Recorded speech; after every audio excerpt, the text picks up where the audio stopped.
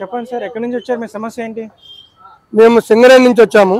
సింగరేణిలో 35,000 మంది కాంట్రాక్ట్ కార్మికులను పనిచేస్తున్నాము. కాంట్రాక్ట్ కార్మికుల వేతనాలు 2017 నుంచి ఈ రోజు వరకు జీతాలు పెరగలేదు. ఇదే పని చేస్తున్నటువంటి కోల్ ఇండియాలో రోజుకు 1250 రూపాయలు ఇస్తా ఉంటే సింగరేణిలో మాత్రం కేవలం 520 రూపాయలు మాత్రం ఇస్తున్నారు. వాళ్ళ సింగరేణిలో కాంట్రాక్ట్ కార్మికులని శ్రమను దోచుకుంటున్నారు. ఈ మాట మేము చెప్పడం కాదు, సాక్షాత్తు ఇంధన శాఖ మంత్రి బట్టి విక్రమార్క గారే అధికారంలోకి వచ్చిన కొత్తలో సింగరేణిలో కాంట్రాక్ట్ కార్మికులను దోచుకుంటున్నారని చెప్పారు. గత అసెంబ్లీ ఎన్నికల సందర్భంగా రేవంత్ రెడ్డి గారు కానీ, కోల్బెల్ట్ లో పోటీ చేసిన కాంగ్రెస్ ఎమ్మెల్యేలు కానీ, గత టీఆర్ఎస్ ప్రభుత్వం కాంట్రాక్ట్ కార్మికులకు అన్యాయం చేసింది, మేము వస్తే కాంట్రాక్ట్ కార్మికుల జీతాలు పెంచుతామని చెప్పారు. రామగుండం ఎమ్మెల్యే మక్కాన్ సింగ్ అధికారంలోకి వచ్చిన నెల రోజుల్లో సింగరేణిలో కోల్ ఇండియా జీతాలు అమలు చేస్తామని చెప్పేసి ప్రకటించారు.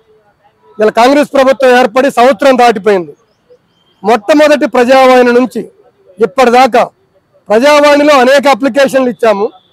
బట్టి విక్రమార్క గారికి ఇచ్చాము, మంత్రి దుద్దిళ్ల శ్రీధరబాబు గారికి ఇచ్చాము, కోల్బెల్ట్ ఎమ్మెల్యేలకు ఇచ్చాము, ముఖ్యమంత్రులకు ఇచ్చాము. కానీ ఈ రోజు వరకు సింగరేణిలో కాంట్రాక్ట్ కార్మికుల జీతాలు పెరగలేదు. ఏ ఒక్క సమస్యను పరిష్కరించలేదు. దోపిడీ కొనసాగుతూనే ఉంది. కలిసినప్పుడు మాత్రం మాటలు చెప్తున్నారు, ఆచరణ లేదు. మేము కోరుతుంది ముఖ్యమంత్రి గారిని, ఇంధన శాఖ మంత్రి బట్టి విక్రమార్క గారిని, అయ్యా మాకు మాటలతోటి కడుపు నిండదు, మా జీతాలు పెంచితే సింగరేణిలో కాంట్రాక్ట్ కార్మికుల కడుపులు నిండుతాయి.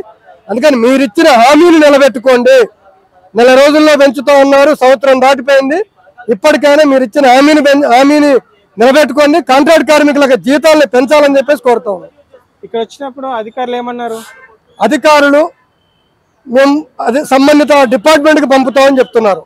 ఇప్పటివరకు మేము ఇచ్చిన కాగితాలని సింగరేణి సిఎండికి పంపారు, ఇంధన శాఖ సెక్రటరీకి పంపారు, మంచిర్యాల జిల్లా కలెక్టర్కి పంపారు, పెద్దపల్లి జిల్లా కలెక్టర్కి పంపారు.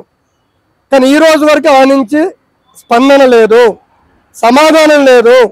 మేము ఇచ్చిన డిమాండ్ల మీద మేము ఈ డిమాండ్ పరిష్కరిస్తాం, ఈ డిమాండ్ పరిష్కరించలేమని ఇప్పటి వరకు మాకు ఒక సమాధానాన్ని కూడా సింగరేణి యాజమాన్యం నుంచి కానీ, ముఖ్యమంత్రి కార్యాలయం నుంచి కానీ, ఇంధన శాఖ కార్యాలయం నుంచి కానీ మాకు సమాధానం లేదు. ఈ రోజు వరకు కాగితాలు ఇస్తున్నాం, పోతున్నాం, రసీదులు ఇస్తున్నారు తప్ప మాకు లేదు. Thank you sir.